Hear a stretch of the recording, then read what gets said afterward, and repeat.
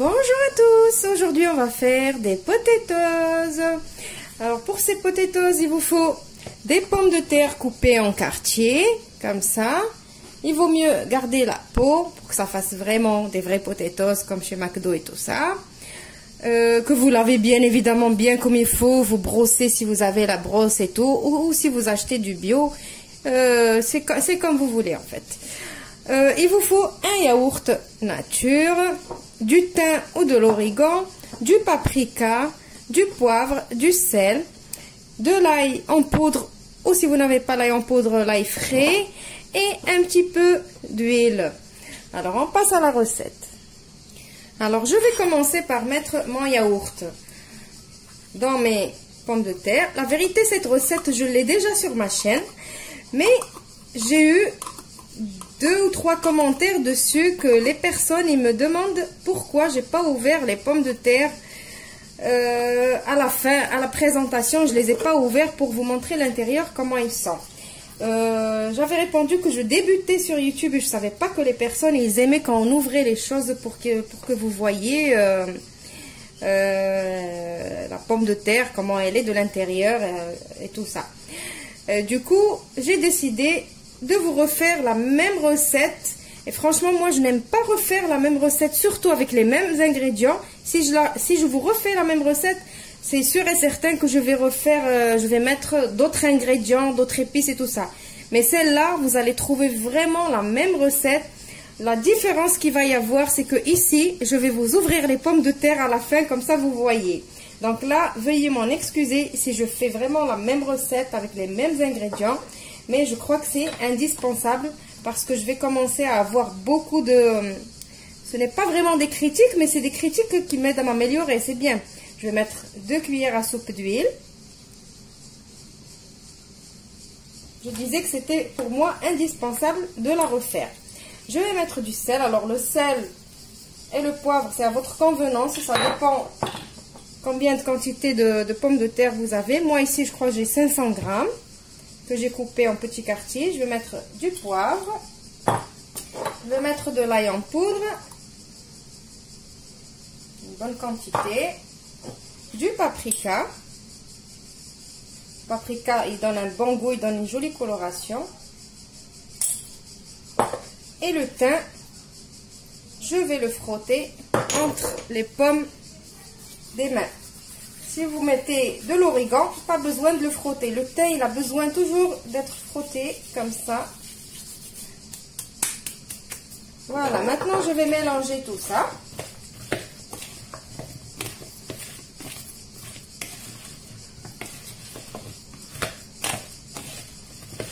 Alors c'est bien comme ça, des commentaires comme ça qui m'aident à m'améliorer. C'est bien. N'hésitez pas. Si vous trouvez une recette comme ça, que je ne vous ai pas montré les choses bien comme il faut, ou je ne sais pas, n'hésitez pas si vous avez des questions et tout ça, laissez-moi vos commentaires, même si la recette, je l'ai faite il y a 8 mois ou 9 mois, ou même 1 an, malgré que je n'ai même pas encore fait 1 an sur YouTube. N'hésitez pas, je regarde tous mes commentaires, je surveille tous mes commentaires, donc je vous répondrai obligé. Donc maintenant que tout est mélangé, je vais aller préchauffer mon four à 180 degrés. Le temps qu'on préchauffe le four, mes pommes de terre sont en train de mariner un petit peu. On va ranger nos épices. Maintenant, j'ai pris ma plaque qui va au four, que j'ai tapissée avec un papier cuisson. Je vais mettre mes pommes de terre. Mais je ne vais pas les laisser comme ça, bien évidemment. Donc, on récupère toute la marinade. Voilà. Et maintenant, pour que ça cuise uniformément, on va disposer les pommes de terre bien comme il faut, comme ça. Donc, une à côté de l'autre. Voilà, donc je les ai bien disposées comme ça. Alors, ça, c'est vraiment indispensable. Il faut bien les disposer comme ça. Comme ça, après, on n'a pas besoin de les tourner, de les retourner pour la cuisson. Donc, quand on les dispose comme ça, dès le départ, sur la peau, vous avez vu, je les pose sur la peau. Après, je ne les touche plus jusqu'à ce qu'ils cuisent complètement. Comment savoir qu'ils sont cuits? Ben, ils deviennent dorés, bien évidemment.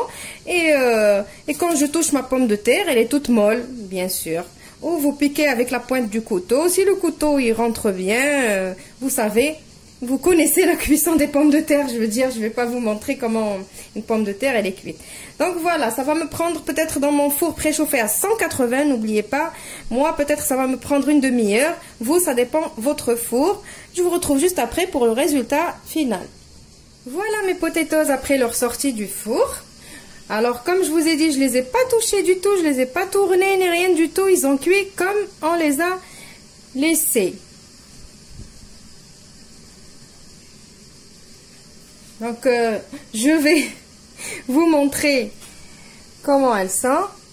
Alors là, moi, c'est des petites pommes de terre. C'est les pommes de terre nouvelles que j'ai utilisées. C'est pour ça que vous voyez qu'elles sont petites.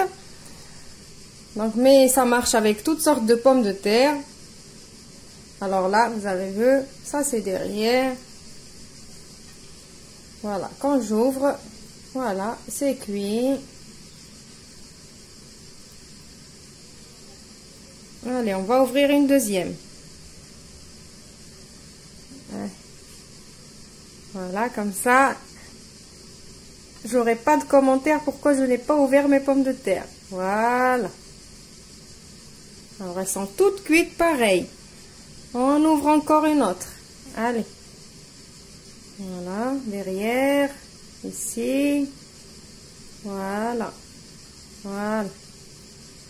Voilà, alors, j'espère que la recette, elle vous a plu, même si vous l'avez déjà.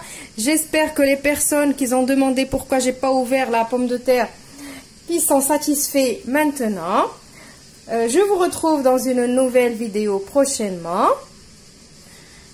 Au revoir et merci.